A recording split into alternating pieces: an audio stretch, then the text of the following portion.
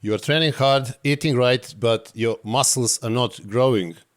You have hit the plateau. I know how frustrating that is because it has happened to me in the past, but the good news is that the plateau is not permanent. Now in this video, I will break down 5 main reasons why your muscles have stopped growing, and I will help you to fix it. Now remember, the reason number 5 is the most important one, so watch the video until the end and you will get all the answers. I'm Dr. Nash Jocic, former bodybuilding champion. I've been in the fitness industry for over 40 years. I'd trained thousands of clients and helped me get in fantastic shape, and also published 9 ebooks which are all waiting for you. Just click the link below and you can access them. So let us dive into today's topic now. So reason number 1 why your muscles are not growing is wrong training system or technique. In my previous video, I talk about the best training system that can give you optimal muscle growth. Now, most of you may be doing a wrong training system. Most of you may be training muscle 3 times per week or twice per week. But this is not very good if your muscles are not growing. Most of the people will never grow in that particular training system. So you need to fix that, and you need to start training every muscle once per week. I have explained in my previous video the best training split, how to train 4-day split, how to train 5-day split, but the main point is to train every muscle once per week, which will allow you enough recovery and growth, which is very important. Most of you who are training twice per week every muscle group, you never recover the muscle fully, and on top of that, you don't allow muscle to grow. Now, when it comes to training technique, a lot of people today are just focusing on heavy weights. This is misleading strategy because bodybuilding and muscle growth are not powerlifting. So if you want to really focus on your growth and break that plateau, you have to start training as a bodybuilder. So that means that your technique has to be correct. You need to do full range of motion. You need to do slow repetitions. You need to focus on the muscle. You need to bring your set almost to failure. And also you need to do enough sets. So everything that I often see in the gym, like attempting to lift some super heavy weights in compound movements and then ruining the form, this is not going to help you. So if you're doing that, you have to stop. And this way you will eliminate this problem, which belongs to the first reason. And this is a wrong training system, training muscle too often, and also a wrong technique. Now, when it comes to reason number 2, why you have reached plateau, most often this happens because you are doing the same workout over and over again for months or maybe years. If some training split or choice of exercises gave you some result, then that doesn't mean that this training system and this selection of exercises will continue to give you permanently results, because the body will adapt to whatever you do. So you will have to change something. So you cannot just continue to do the same thing over and over and over again. If you have reached the plateau, you should look at your training system, your selection of exercises, and you need to change them. You have to move exercises around. If you always start doing legs with squats and then leg press and then extensions and leg curls, why don't you start doing leg curls first and then second leg extensions and then maybe leg press and finish with squats? That will shock your quads and your hamstrings and will provide you with new growth. The muscle adapts, so be careful about repeating the same system over and over and over again. For some professional bodybuilders that worked, but they didn't reach plateau. So if you have a problem, if your muscles have stopped growing, this can also be a very important issue. So don't just do the same workout over and over and over again. If something stops working, it needs to be changed. Now the reason number 3 why your muscles are not growing can be poor diet and nutrition timing.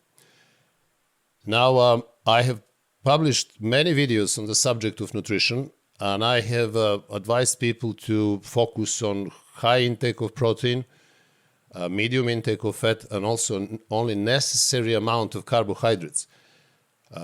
Most often than not, people are overeating carbohydrates and undereating protein, believing that carbohydrates are the main macronutrient and that protein shouldn't be taken in high amounts. Now, the issue, the problem is that they don't understand that the muscle doesn't grow from carbohydrates, muscle grows from protein. So you need protein to grow muscle, anywhere from 1.2 even to 2 grams per pound of body weight. So if you are 100 kgs, you should be eating anywhere from 300 to 400 grams of protein a day if you really want to maximize muscle growth. When it comes to fat, that should be anywhere from 70 to 120 grams. And if you, when it comes to carbohydrates, you should just eat the necessary minimum. That may be 50 grams per day, that may be 100 grams per day, that may be 150, or in some cases 200 grams per day. But you have to experiment and find the perfect diet that will allow you to continue to grow muscles. If you are not eating enough protein, muscles are not going to grow because they need protein. They need amino acids to grow. And when you eat your protein, that protein doesn't only go into the muscle, it goes into all your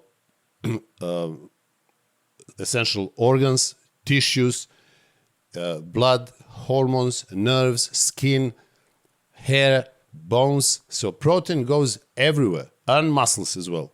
So if you just think that protein that you eat is just going to end up in your muscles, you're wrong. So this is why you need more, because you are catabolizing your muscle cells, your muscles during high intensity workouts, and you need not only to recover them, you need to give them more to grow. If you want to build a bigger house, you need to bring more bricks.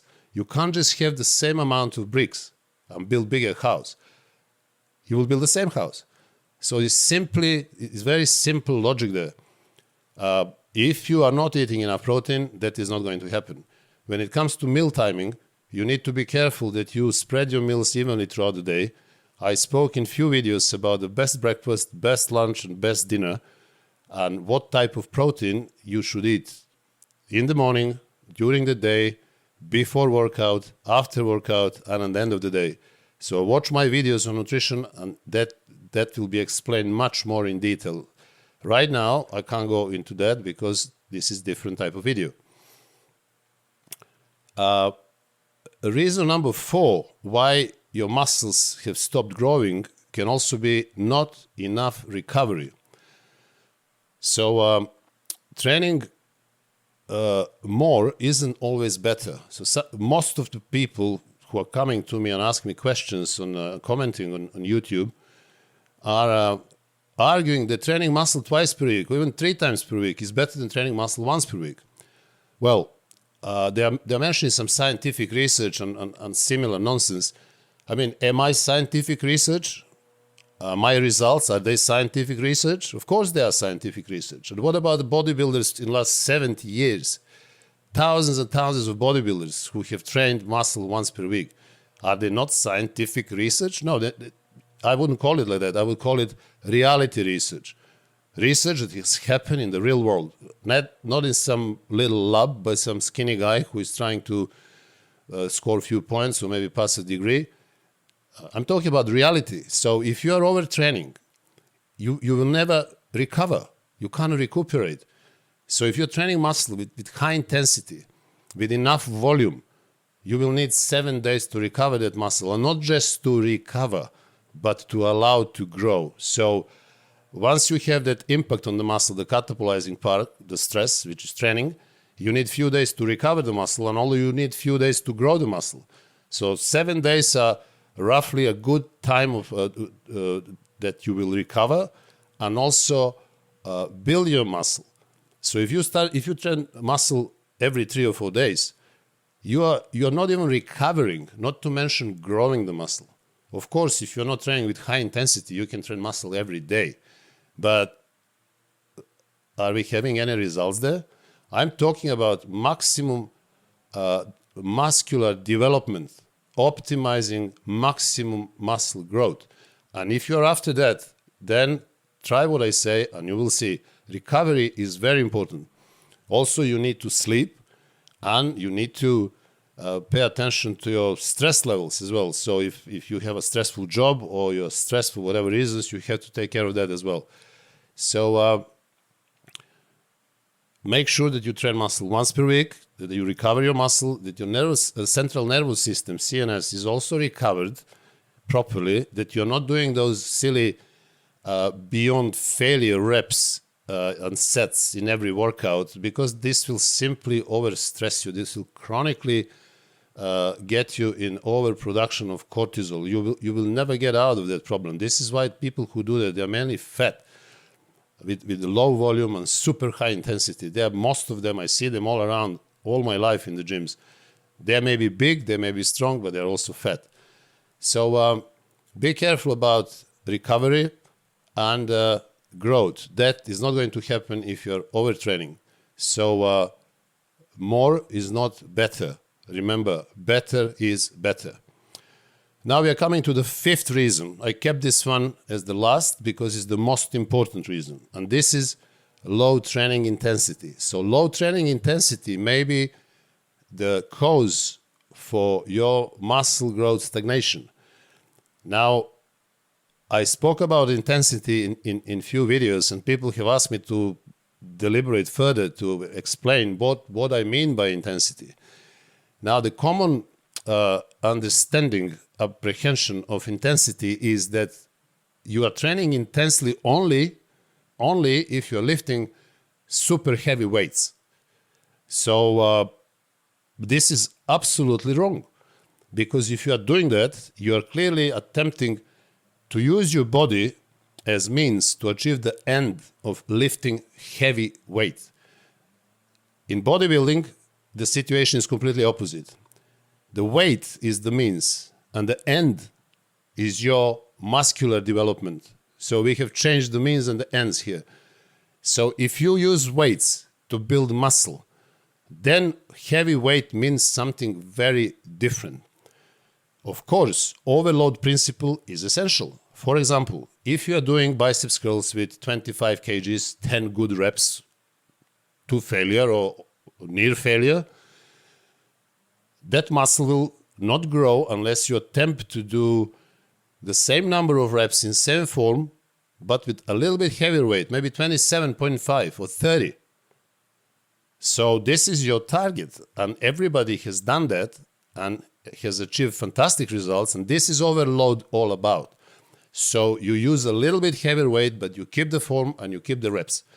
So if you're using 25 kgs and you do 10 reps in good form, near failure or to failure, and then you decided all of a sudden, because somebody said you have to lift much heavier, now you take 40 kgs and you hardly complete 4 or 5 reps using cheating a lot. You are not training intensely. You're simply killing your joints, you're killing your tendons, you're overstressing your central nervous system. And this is why all these guys who are doing that in the gym, they don't look very good. If you're lucky to have some professional bodybuilders or very advanced bodybuilders around you in the gyms, you will see they're not doing that. They're using medium or heavy weights up to the point, but they're doing a high number of reps in perfect form. So overload only works in this scenario. So don't be deluded with some attempts of super heavy weights and lifting them for the reason of, yeah, I can bench 3 plates each side. So what? Where are your chest? What did you achieve? I have people in the gym who are using 3 times more weights on leg press than I use, and my legs are 3 times bigger than their legs. Enough said. So overload is one component of training intensity. Now, the second component of intensity is greater tension, meaning slower reps. If you are doing quick reps, especially if you are dropping the weights on the way down, you are not doing any intensity. You're just lifting. You are either a weightlifter or a powerlifter. They don't care about tension. They just make sure that they lift heavy weights. That's wrong. You need to slow down a little bit. Try to do every rep anywhere from 2 to 4 seconds maybe. And that way, the time under tension will increase. And that will become much, much more intense. For example, you're doing biceps curls with 25 kgs for 10 reps. And that set lasts 20 seconds. That's fine. Now try to do the same thing with 25 kgs. You do barbell curls. But try to make that set last 30 seconds. So slow down a little bit on the way down. Maybe also slow down on the way up.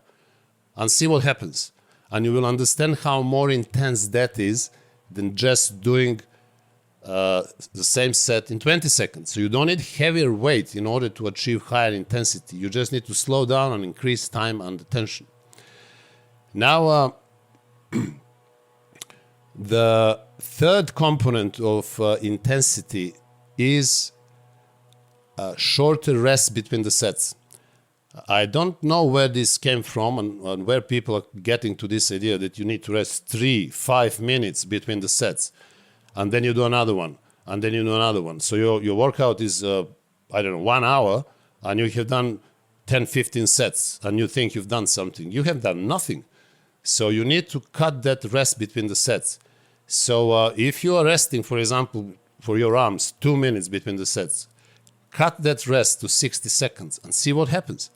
You're going to be training with much higher intensity. You will be able to do even more sets. So you will increase the volume and tension and that mechanical tension as well, simply by reducing the rest between the sets. So if you're resting for legs, let's say 4 or 5 minutes, rest less. Try it 2 minutes or maybe a minute and a half, and then see what you're going to experience. You're going to experience much higher intensity in training. So when it comes to intensity, is not only heavier weights, is also time under tension, doing slower reps, and also reducing the rest between the sets. You should rest only necessary minimum of time between the sets, not some 3-5 minutes. People are standing there looking at the watches and the phones, measuring. Oh, I'm resting. I do with my client when we share equipment. I do 2-3 sets with my advanced clients, for example, and the guy is still resting and he's looking like a stick. So what you're resting from? What you're resting for? So basically, pay attention to this, because all these 3 components are very important. Overload, of course, always a little bit heavier weights. You try. Second, you increase time under tension by going a bit slower. And third, you reduce rest between the sets to the necessary minimum. Right? So this was the component number 5 for fixing your plateau. Now let me recap once again all 5 reasons why your muscle have stopped growing. So reason number 1 is wrong technique and training system. Reason number 2, maybe that you're doing the same workout over and over again. Reason number 3 is poor diet and nutrient timing. Reason number 4 is not enough recovery. And the most important, reason number 5, is low training intensity. So I hope I have delivered the message and I have explained to you why your muscles have stopped growing and how to fix it. So you need to understand that true intensity is not just lifting heavier, is lifting smarter, slower, and with less rest. So guys, I hope that you have enjoyed this video, and if you did, please subscribe to my channel. If you didn't, please like the video, share the video, and also send me your comments, because they're very important for our community. And also, I would like to remind you that for all of you who want to expand your knowledge and learn in detail everything, get every answer for muscle growth, fat loss, all the diet issues, diet problems, and also training for beginners. I have written for you 9 ebooks, and they're all available on my website. So the link is down in the comments, and if you're interested, you're more than welcome.